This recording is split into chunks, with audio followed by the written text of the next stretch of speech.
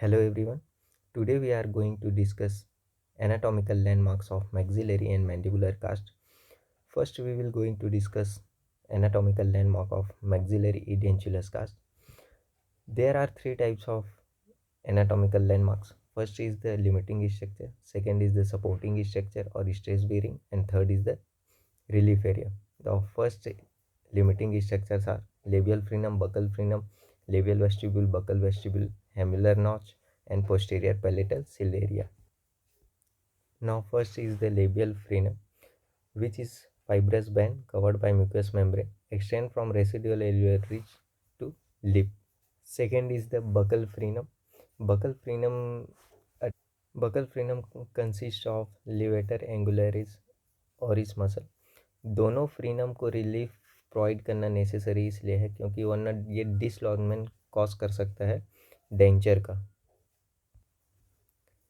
Now third limiting structure is labial vestibule, which extend from labial frenum to buccal frenum. Fourth limiting structure is buccal frenum, which extend from buccal vestibule, which extend from buccal frenum to hamular notch.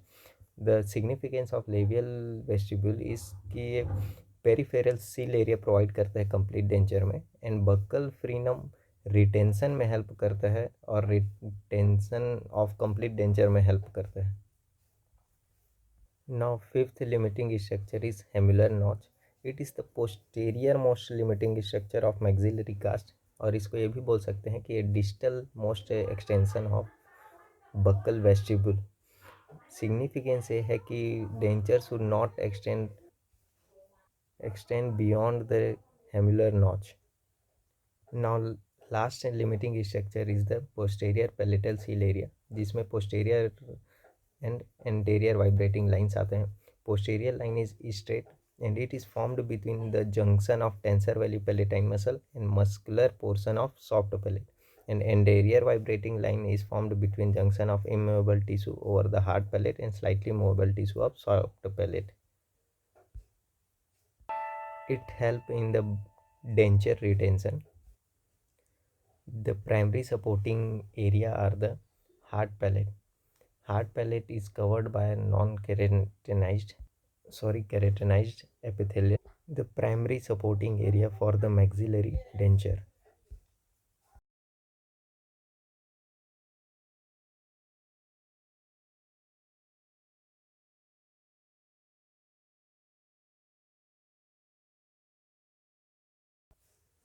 Secondary stress bearing area is maxillary tuberosity.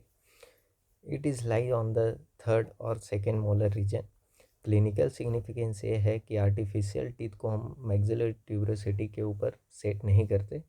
Anatomically it is bulbous alveolar region on the maxillary residual alveolar region. Now second secondary stress bearing area is palatal rugae. Anatomically it is mucosal fold located in the anterior region of palatal mucosa. Clinical significance इसका ये है कि जब हम final impression लेते हैं तो हम लोग प्रेशर यहाँ अप्लाई नहीं करते, वरना ये डिस्टॉर्ट कर सकता है टिश्यू को. Another primary stress bearing area is the residual alveolar. It include crest and slope both of alveolar ridge. The relief area of the maxillary casta first is the incisive papilla. यहाँ relief provide करना इसलिए necessary है क्योंकि यहाँ nasopalatine nerve and vessels का entrance होता है. Now second relief area is the mid palatine raphe. This is the suture of two hard bones जो थिन लेयर ऑफ म्यूकोसा से कवर्ड होता है. Third relief area is the fovea palatini. Fovea palatini में relief provide करना इसलिए important है क्योंकि there are the openings of the mucus salivary gland.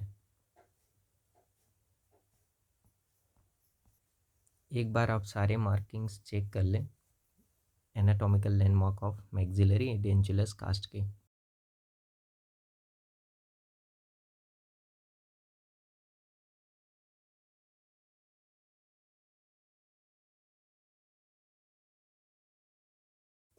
Now next we will discuss the anatomical landmarks of the mandibular edentulous cast, जिसमें हम 3 portion में फिर से डिस्कस करने वाले हैं. First is the limiting structure, second is the supporting structure and third is the relief area. First is the limiting structure, जिसमें हम डिस्कस करने वाले हैं labial frenum, buccal frenum, labial vestibule, buccal vestibule, lingual frenum and lingual vestibule. First limiting structure is the labial frenum. It lies on the mid incisor line, and second is the buccal frenum, which lie in the premolar region. Third limiting structure is the labial vestibule, and fourth structure is the buccal vestibule, which provide a peripheral seal area for the complete denture and prevent the denture from the dislodgement during the masticatory and chewing forces. Fifth limiting structure is the lingual frenum. It lies below the tongue when the tongue is elevated. And sixth limiting structure is the lingual vestibule, which extends from lingual frenum to the distal border of retromolar pad.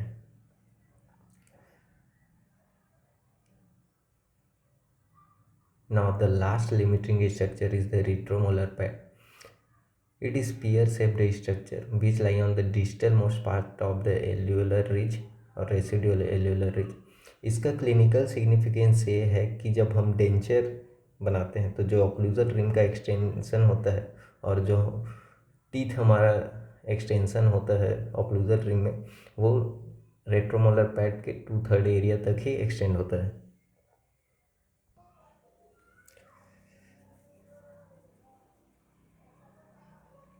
The primary stage bearing area of the mandibular cast is the buccal self area. इसका clinical significance ये है कि it lies 90 degree to the vertical forces, जिसके कारण इसे हम primary stage bearing area में include करते हैं. The secondary stage bearing area for the mandibular cast is the residual slope of residual alveolar ridge. इसका मतलब ये है कि हम लोग क्रेस्ट को stage bearing area mandibular cast में इंक्लूड नहीं करते. अब हम अगर रिलीफ एरिया की बात करें मैंडिबुलर कास्ट में, तो वो होता है crest of residual alveolar ridge, mental foramen, genial tubercle. Residual alveolar ridge को रिलीफ एरिया इसलिए इंक्लूड करते हैं क्योंकि ये हाईली रिजॉर्ब होता है, रिजॉर्प्शन शो करता है ड्यूरिंग टाइम विथ टाइम, इसलिए हम इसको रिलीफ एरिया में इंक्लूड करते हैं. Second is the mental foramen. Mental foramen consist of mental vessels and nerves, इसीलिए हम इसको रिलीफ एरिया में इंक्लूड करते हैं. Third is the genial tubercle which lie below the tongue. हमने सारे एनाटॉमिकल लैंडमार्क्स मार्क कर लिए. आप एक बार चेक कर सकते हैं मार्किंग सभी एनाटॉमिकल लैंडमार्क्स के.